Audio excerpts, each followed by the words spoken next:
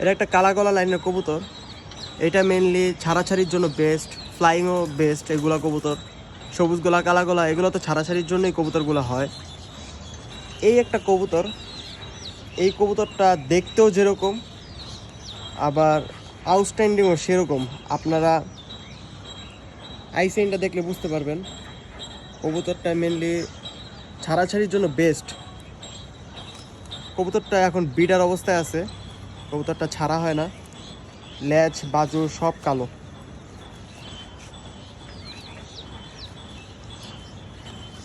কবুতরটা অনেক হারামি টাইপের কবুতর দেখতে, এগুলো দিয়েই রেজাল্ট হয় মেনলি।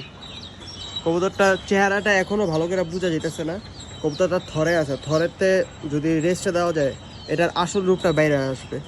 এটা আসলে মানে কি যে একটা হারামি কবুতর ওই সময় দেখলে বোঝা যায়। এগুলা এই যে ঠোঁটটা দেখলে বুঝতে পারবেন এগুলা বাচ্চা খাওয়ায় আসছে। আজকের জন্য এতটুকুই, দেখা হচ্ছে নেক্সট কোনো ভিডিওতে। আসসালামু আলাইকুম।